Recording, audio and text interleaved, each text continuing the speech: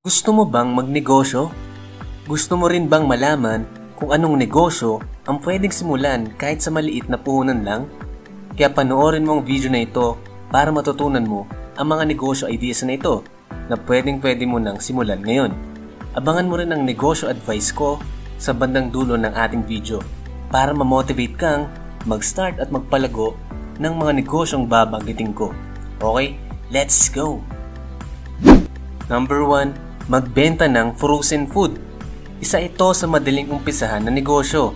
Kailangan mo lang ay yung mga produkto na ititinda mo like tocino, hotdog, longganisa, ham, etc. Tapos syempre yung storage mo na refrigerator or freezer.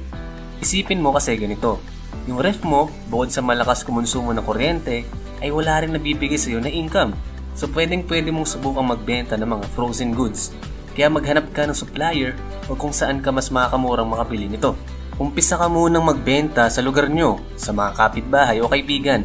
Lalo pa ngayon, na mga tao ay hindi basta-basta nakakapunta sa mga malls o palengke. Tapos yung iba tinatamad ng bumiyahe o pumila ng mahaba sa mga supermarket. Kaya itong negosyo na ito, pwede mo nang umpisan ngayon at eventually kapag lumago ito, pwede ka na maging supplier din ng mga frozen goods sa ibang business owner din. Kumbaga, hindi ka na lang business to consumer or yung B2C.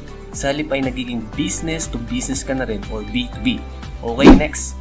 Number 2, magbenta ng snacks o merienda. Itong negosyo na ito, pwede mo ring umpisahan kahit wala kang pwesto. Kahit sa bahay lang, basta marunong kang magluto.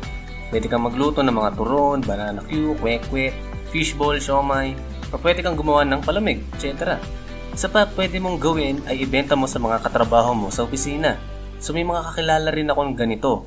Basta allowed sa company nyo, okay lang yan. Nagbibenta sila ng mga merienda sa office, kapag break na or sa hapon. Kahit nga sa tanghalian na, mga made to order na pagkain, mga pansit, mga fried chicken, mga tapsilog, breakfast meal at iba pa. Eventually, pag lumago ka pa, pwede ka nang maging catering business o pwede rin kainan o restaurant. Meron akong kakilala na ganito ang naging business. Kaya importante na, think and dream big lang lagi. Number 3, sari-sari store. Itong negosyo naman na to, pwede kang mamuhunan ng mga 10,000 pesos or less. Depende sa'yo. Lalo pat ang gastos mo naman dito ay yung produkto na ititinda mo lang. Pwede ka namang mag-start na konti pa lang yung mga paninda mo and eventually palakihin mo na lang basta reinvest mo lang yung tubo mo sa negosyo mo ulit. Para lumago ang puhunan mo. Proven naman na kumikita ang mga sari-sari store na business at isa ako sa lumaki sa ganitong negosyo. Hanggang sa napalaki ito at naging grocery na ngayon. So posible talaga lumaki ang sari-sari store business mo.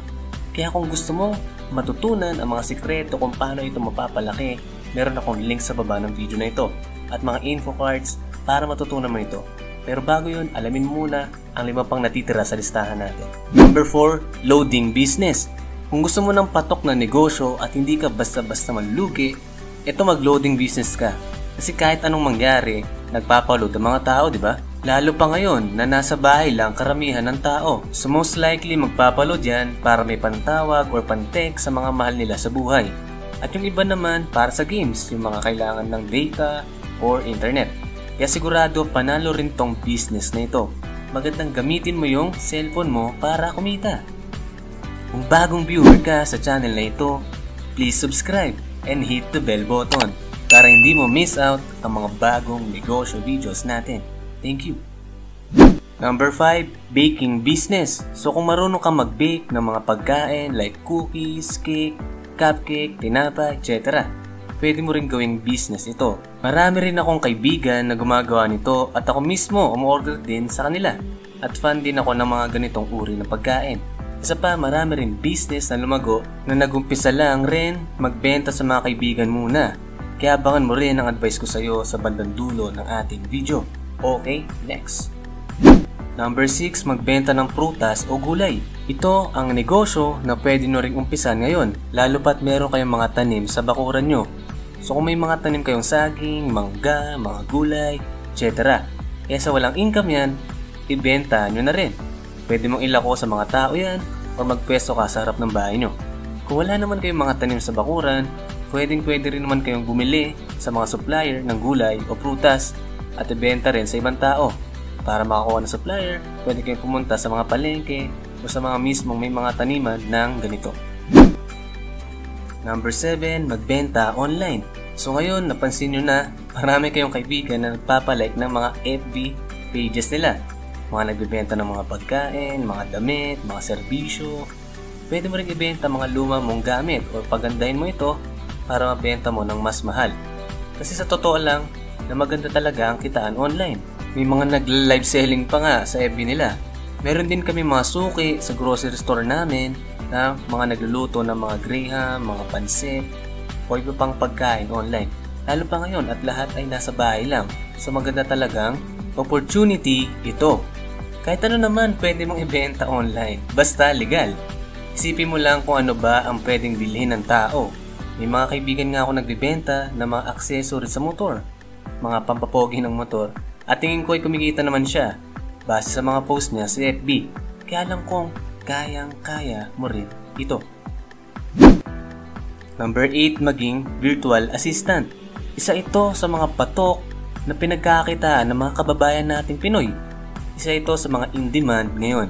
Lalo pa't kilala naman tayo mga Pinoy na masisipag, matsatsaga, at isa pa, magaling tayo sa English, kaya bagay na bagay ito sa mga foreigner na katrabaho mo dito. Kaya kung may internet connection ka sa bahay at meron kang computer or laptop, pwede mo nang gawin ito. Lalo pa't pwede mong makasama ang pamilya mo at ang mga anak mo habang nag-work ka. Yung iba rin dito, oras lang naman ang trabaho, hindi naman kailangang 8 hours kada araw. Depende yan sa employer mo. Yung mga job dito, iba-iba. Pero kadalasan mga admin tasks na ikaw nang gagawa, kagaya ng pag-manage sa mga social media accounts, pagsagot sa mga email or sa mga customer, pag-asikaso sa mga payments, pag-document ng mga process at iba pa. Kaya kung ako sa'yo, mag-sign up ka na sa mga websites kagaya ng Upwork, freelancers.com at iba pa. Eventually, pwede ka na rin mag-hire ng iba pang virtual assistants para magkaroon ka rin ng sarili mong team or di kaya naman ay company. Okay, bagong lahat, congrats! At umabot ka pa sa bahagi na ito. Thank you! Ang advice ko sa iyo, kung mag-uumpisa kang magnegosyo, whether sa maliit na puhunan o malaki, ay gawin mo lang ito. Tandaan mong hindi ka magkakanegosyo sa kakanood lang. Kailangan mong gawin ito at umpisahan. Marami kasi sa atin ang hindi nakapag-umpisa kasi ang iniisip ay kung ano ang mga bagay na wala sa kanila. Wala akong malaking pera, wala akong 1 million pesos, wala akong kotse, wala akong kakilala, etc. Puro wala. Wala akong ganito, wala akong ganyan. Poor mindset yan. Pero sa totoo lang, ang dapat mong iniisip ay kung anong meron ka. Maging resourceful ka at mag-adapt sa kung anong meron ka at sa kung anong sitwasyon mo ngayon. Kung meron kang cellphone, meron kang internet, kung meron kang konting ipon, kung marunong ka magluto, kung marunong ka ng iba pang skills, gamitin mo. Gamitin mo yan. Huwag kang matakot. Pare-pares tayong may time, pare-pares tayong may kakayanan. Gamitin mo ang mga bagay na ito para mag-umpisang magnegosyo. Itong advantage mo sa iba kasi hindi ka takot mag-umpisa. Ngayon, sasabihin mo naman, teka Kuya Johnny, hindi naman ako yayaman sa mga binanggit mong negosyo. Oo, maaring hindi ka nga yayaman, pero at least may extra income ka. At saka tandaan mo, hindi ka nga yayaman ngayon, pero sa hinaharap ay posible.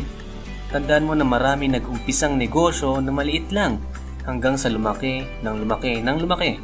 Importante kasi yung mga matututunan at experience.